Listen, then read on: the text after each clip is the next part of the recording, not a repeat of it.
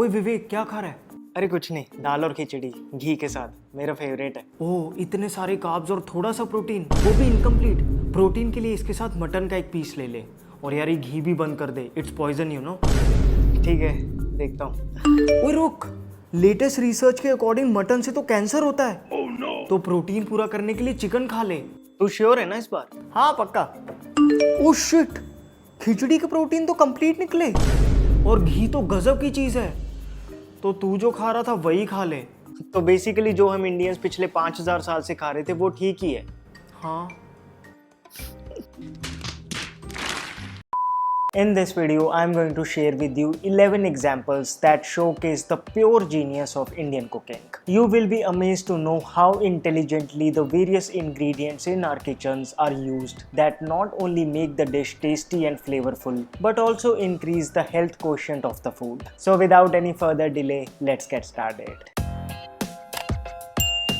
Hello friends, welcome to FitTuber. Wonder why turmeric is used in almost every Indian curry? First of all, turmeric provides a peculiar bright yellow color to the curry. Experiment this. Make a curry with and without turmeric. Instinctively, you would be drawn more towards the one which has added turmeric, and as a result, digestive juices will be secreted better. Fact of the matter is that our ancients knew very well that our eyes eat before our mouth is full. Then due to its antibacterial and anti-inflammatory properties, it kills harmful microbes in the vegetables and also reduces inflammations in the body. Basically, instead of going for an artificial route of adding synthetic colors, we used natural herbs and spices that also added their healing value to the food. Another genius thing about it was the combination of turmeric and black pepper, which amplifies the absorption of turmeric. You can today see many curcumin-based supplements trying to replicate this effect. This gives an example that if we stick to our Indian diet, we need not depend on these pills. Bitter gourd or Karela is well known for its detoxifying properties. But let's face it, as nutritious as it is,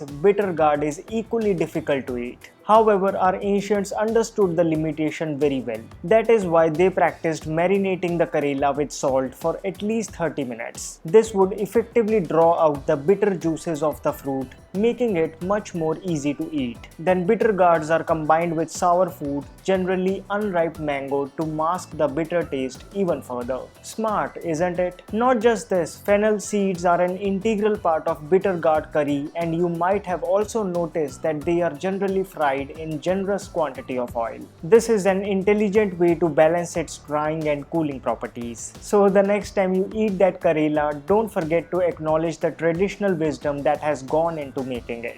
When we say dal makhani, it is readily understood as black urad dal. Have you wondered why? Black gram is among the most strength-giving pulses out there. However, it is not easy to digest and may become the reason for abdominal gas. To overcome this, our grandmothers considered two spices mandatory for its preparation. They are asafoetida and bay leaf. This recipe is being followed even today in every Indian kitchen. Coming to its affinity with fresh butter, it is added to balance its drying effect and avoid gas. So don't say no to that butter just because it has calories. It serves a higher purpose in there. The center point of South Indian cuisine are their myriad variety of dosas and idlis. A South Indian will never miss out on adding fenugreek seeds while preparing the batter. Do you know the reason behind this? An interesting property of fenugreek is its affinity for certain wild yeasts which make the fermenting process fast and easy. So no need for those synthetic fermenting agents. Today, even modern research agrees that methi seeds contain compounds high in beta-glucans. They help hold carbon dioxide, which makes idlis fluffy and soft. Methi seeds also give viscosity to the batter and are also responsible for giving the dosa a crispy texture. It should make us proud that the recipes carefully prepared by our ancestors have stood the real test of time, isn't it?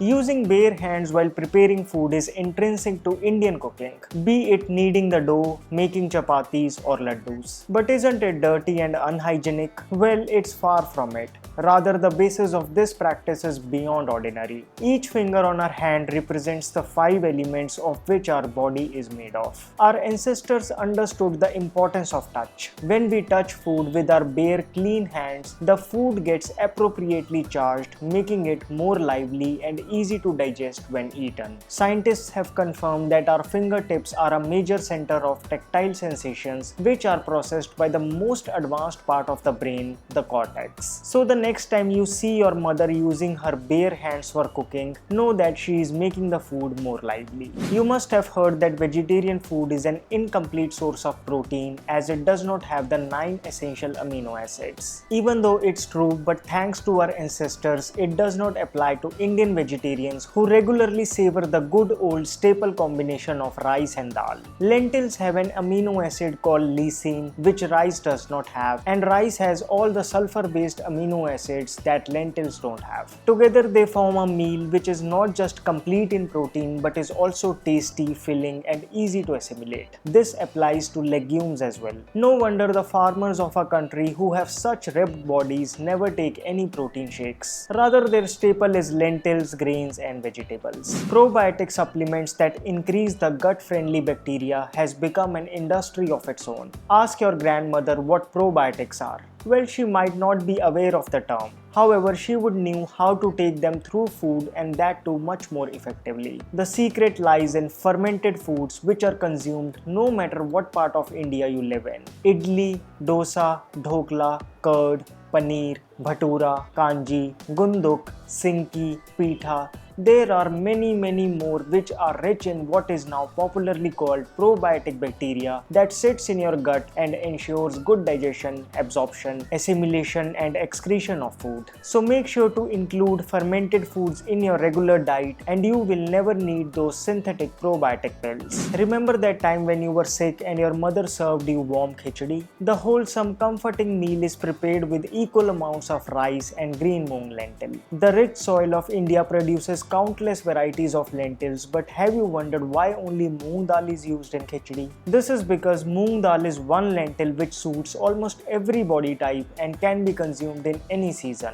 For the sick, the challenge is to serve a meal that gives proper nourishment, yet it should be light and easy to digest. A tough combination to crack. That is where the combo of moong dal and rice fits in perfectly. It is served with a teaspoon of ghee and lemon juice to reduce the glycemic index and improve the assimilation of nutrients. Smart and simple, isn't it? What is the first thing that comes to mind when we think of an Indian curry? Isn't it tadka? Well, the West might look down upon it as high-calorie oils are used. However, the basis of this practice is the deep understanding of food that our ancestors possessed. Tempering has nutritional benefits. The hot oil has an amazing ability to extract and retain the essence, aroma, and flavor of spices and herbs, and then carry the essence with it when it is added to a dish. Tadkas in Indian curries vary depending on the area of origin, reflecting the use of local spices. For example, there is more cumin in the north and more curry leaves in the south. Our grandmothers understood that spices have therapeutic properties, and it was the high-grade, cold-pressed oils specific to one's region or ghee which were generally used to extract the best out of them.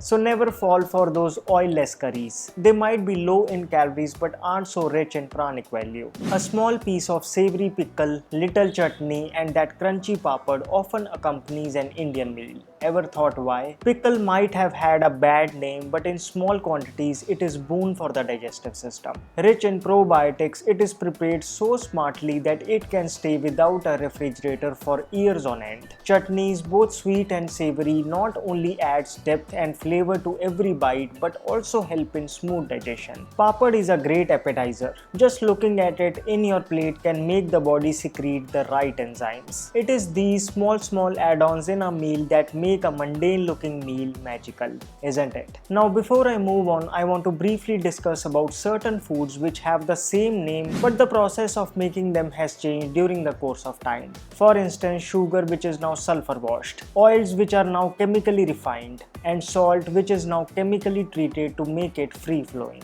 Finally, cast iron kadhai has always been cherished as a prized possession by Indian mothers who cook. And why not? The benefits of using it are umpteen. cast iron kadhai has a peculiar property of maintaining an even temperature at all sides.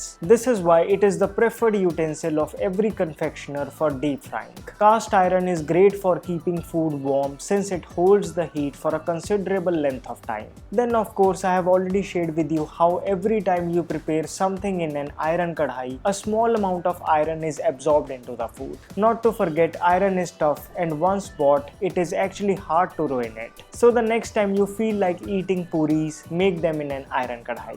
Out of so many, I have picked only 11 expressions that give us an idea that traditional Indian cooking is an art thoughtfully crafted not just to take care of taste buds but also our health. The purpose behind making this video was to acknowledge the efforts put in by our ancestors and to motivate ourselves to stick to our traditional practices. Did you find this video helpful? If yes, and if you would like to see a part 2 of this video, please don't forget to give this video a big thumbs up. Looking for healthy hair? Check out Just Herb's special combo of Shirolepam hair and scalp treatment mask and Silky Strength Aloevera-Wheatgerm moisturizing shampoo. Just Herb's this hair mask enriched with amla, shankpushpi and bhringraj nourishes the scalp and balances its pH, reducing hair problems. Apply it generously on the scalp and let it stay for at least 20 minutes. Wash it off with Just Herb's Aloevera-Wheatgerm moisturizing shampoo that has the goodness of hibiscus and vetiver in it. Go through their ingredients and you will find that both these products by Just Herbs are absolutely free from sulfates, parabens, EDTAs, mineral oil, artificial perfumes and cosmetic colors. No harsh chemicals whatsoever. The hair mask is for all hair types while the shampoo is ideal for normal to dry hair. To buy Just Herbs this hair nourishing combo, click on the link down in the description box. Do not forget to apply the special discount coupon to get 16% flat off on your order. So friends, that's all for this video. You can now support my work by clicking on the join button below. Please do remember to subscribe to my channel, hit that bell icon so that you never miss a video from me.